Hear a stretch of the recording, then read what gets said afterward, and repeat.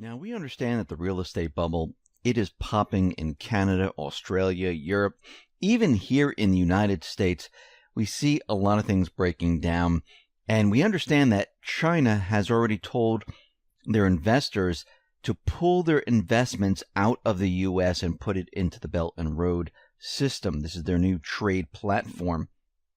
And what we're seeing is that this is actually having an effect on real estate. Now, in the second quarter, sales of large office properties in Manhattan fell 26% from the same period a year ago. It was the worst second quarter dollar volume in years. And if we look at the graph, we can see that in the second quarter of 2016, sales hit about $8.9 billion.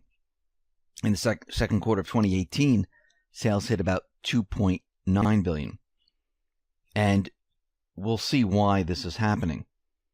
Now, we need to remember back in time when Chinese investors were coming in and making these investments, they were buying these huge buildings, huge transactions. There was a $2.2 billion sale of a 245 Park Avenue to the HNA Group. That was the sixth largest transaction in Manhattan ever. The HNA paid $1,282 per square foot for the tower, which was called among the highest price per pound for this type of asset. It was the last big Chinese property purchase in Manhattan. This year, the first quarter was propped up by a $2.4 billion sale of Chelsea Market to Google. The deal accounted for over half the total transaction volume in the quarter. The price was a blistering $2,181 per square foot. But what brought the sales volume down in the second quarter was the absence of high-profile billion-dollar office deals. China wanted their investors to redirect their investing to the Belt and Road, and that's exactly what they did, and we're not seeing these same high-priced purchases. Now, without these foreign investors, without Google purchasing these multi-billion-dollar properties, what's going to happen? Well, things are going to start to deteriorate very, very quickly, and we're already seeing this happening. And on top of that, we know that a lot of these prices have been pushed up quite a bit. We're going to see all of that start to come down. Now, global debt has hit a record high of $247 trillion. And the IIF issues a warning with this huge amount of debt. Every quarter, the Institute of International Finance publishes a new number of the total amount of global debt outstanding. And every quarter, the result is the same, a new record high. But of course, today when they reported that information, there was no exception. According to the IIF's latest global debt monitor, the amount of debt held in the world rose by the biggest amount in 2 years during the first quarter of 2018, when it grew by $8 trillion to hit a new all-time high of about $247 trillion, up from $238 trillion as of December 31st, 2017, and up from $30 trillion from the end of 2016. In other words, there is now a $250 quadrillion in global debt, and it represents 318% of global GDP. More concerning is that this was the first time since the third quarter of 2016 that global debt to GDP increased, suggesting that the marginal utility of debt is once again below 1. This is how the debt is broken down as of the first quarter of 2018 and compared to the first quarter of 2013. Non-financial corporate debt. Well, 5 years ago, it was standing at $58 trillion. Today, it's $74 trillion. Government debt. Well, 5 years ago, it was $56 trillion. Today, it's at $67 trillion. Financial debt. 5 years ago, it was $56 trillion. Now it's $61 trillion. Household debt. 5 years ago, it was $40 trillion. Now it's $47 trillion. So we see that we're in a bit of a problem here with the debt load. Now, the government to debt GDP ratio has surged to 101% in the U.S. What was surprising about this report is not that, we hit these huge high debt numbers. Those are now standard. We just come to expect that. Is that the IIF voiced a strongly negative opinion of recent developments in the debt arena. Now, the IIF Managing Director Hung Tran said the pace is indeed a cause for concern. The problem with the pace and speed is if you borrow or if you lend very quickly, the quality of credit tends to suffer. It also means more governments, businesses, and individuals have been borrowing that could have trouble paying the money back or merely paying interest on it as rates rise. The quality of credit worthiness has declined sharply, Tran said. And Moody's has said the same thing at the end of May. And the IIF, they didn't stop there. They caution that with global growth losing steam and becoming increasingly divergent, and with the U.S. rates rising, worries about credit risk are starting to creep back to the forefront, including in many developed economies such as the United States, Western Europe. Government debt is higher than it was prior to the crisis, and corporate debt is higher as well. Now, think about this. The pace of debt, household debt, corporate debt, government debt, all this debt is rising very, very quickly. Wages, well, they're not moving up. So if wages aren't moving up, well, people aren't being taxed as much, right? The tax receipts headed into the government to pay this debt, not there. If wages aren't rising, it's very difficult to pay household debt. And if we're seeing inflation on top of this, the whole situation just gets much, much worse. Remember, the central banking system, this system is not designed to last this long. The central bankers, they know they have a certain period of time. The debt load, what they've done to the economy, it all deteriorates. Remember, they've been doing everything for themselves, making themselves very, very wealthy.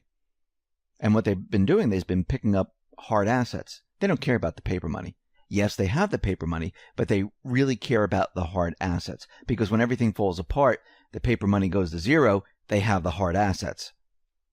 Because they know they can always push the button and create more of this worthless paper money. So what is the central bank doing right now? Well, we talked about how they decided to discontinue their Fred graph of their balance sheet normalization. We also understand that the corporate media is out there and they've been telling us that we're headed towards a recession. We also know that the Fed realizes that they can't keep the system going much longer. So what they do is they hide a lot of their data. Remember when they started quantitative easing, what did they do? They got rid of the M3 money supply. This way you can't see what was going on. And what they're doing right now is they're hiding some of their data or changing it. This is what they like to do. They like to change it so it looks like they didn't cause the problem. We had no indication that a recession was coming. And they also hid other data, and this is going back a little while, and we talked about this. This was the Change in Labor Market Condition Index. And this was actually a pretty darn good indicator because it predicted recessions almost every single time. But they decided to discontinue this also. So what's very interesting is that we talked about the yield curve just the other day when the Fed was out there saying that the yield curve right now, it's not really a great indicator to tell us that we're heading into a recession. Really can't be used today because it really doesn't make any sense. It's, distorted, and they were using a lot of excuses. And it reminds me of the 1970s when they said gold speculators were in the market, and this is why we need to come off the gold standard. So what the Fed did was they made this story up that the yield curve is no longer good. We can't use it. Nobody look at it. Everyone look away. The Fed decided to create a new yield curve. And this new yield curve does a much better job at predicting and showing us what's really going on in the economy. So let's look at this for a second here. What if your local weatherman forecasted weather not based on atmospheric conditions and other scientific data, but instead on his own forecast. I dream it will rain in 3 days, therefore my forecast is for rain in 3 days. His prediction method, if uncovered, would probably lead him to seek a new career. The weatherman's forecast is a good way to describe the new yield curve the Fed has recently publicized. This curve is calculated by comparing the current 3-month rate for treasuries versus what the rate is expected to be 6 quarters from now. And this is what the Fed expects it to be. The forward rate is calculated using the current rate and the interpolated rate on 1.5 and 1.7-year Treasury notes. In layman's term, the curve is simply a forecast of what the market thinks the Fed will do. Now, this is crazy. Why did they do this? Well, let's look at this a little bit closer. The traditional 2-year, 10-year curve spread is falling at a decent pace and has been in a decline for the better part of the last 5 years. The new curve right now, well, it's doing something completely different. Now remember, the old curve is showing that we're declining. The new curve has been in a slight uptrend over the same period. Clearly, the curves now are sending different messages. The Fed has much more control over the shape of the new curve versus the traditional curve. The Fed has the ability to make this curve go any way it wants. They have full control over it. Think about what's happening here. They are removing data, hiding it. They are changing how they calculate things. And the question is, why now? Remember, the yield curve is showing us that we're heading towards a recession. Every time we see the yield curve invert, it's a great indicator letting us know that we're heading towards something really, really bad. Same thing with their other indicators, which have predicted recessions in the past. And they're all predicting a recession.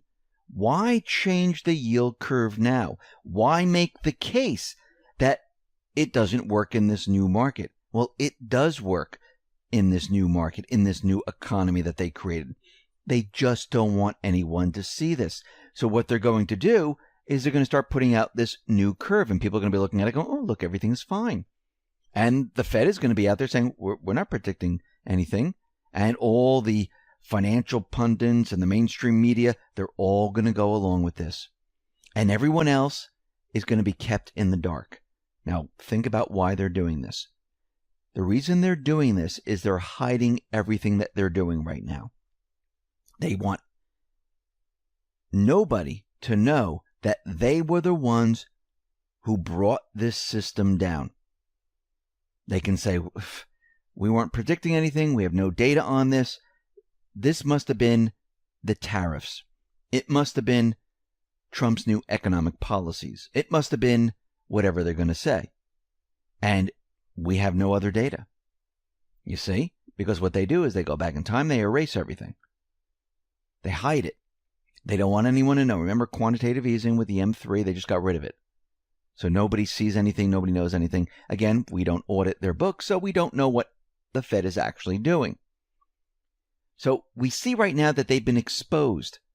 They're hiding, removing, manipulating to cover up what is coming. And they know what's coming because they're about to do it. They know they can't keep the system going. And I said this for quite a while now, that both sides, the central bank system and Trump and the patriots who are behind him, both sides are going to try to control the narrative. And the central bank is already making their move. They're already prepared and ready to control this narrative of when this whole system comes down. And the only way they can do it is hide everything that they've done. Because they know that everything they've done is basically manipulation. Manipulation of all the data, manipulated the banks, manipulated where all the funds have gone, manipulated pretty much everything.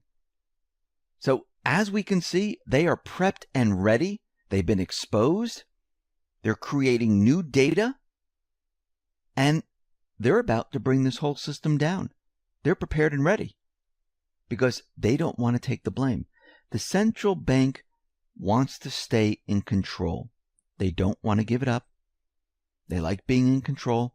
They need to create the currency of each and every government. This way they have control over those governments. And they're not just going to say, okay, we're out. We understand. We wrecked the economy. They will never admit to this. They will place blame on other areas. They'll say we had nothing to do with this. Please keep us on because we know how to manage an economy. And they're going to make all these different excuses, just like they did in the 70s, how there were gold speculators coming in, and this is why we have to come off the gold standard. This is why we have to be put onto the new system, which is the petrodollar system. They're going to do the same exact thing, and they're going to be pointing the finger, just like they did back then. It's going to happen. They pointed at all the different countries who were speculating in gold and all this other stuff. Actually, they were asking for their gold back because they saw what was happening.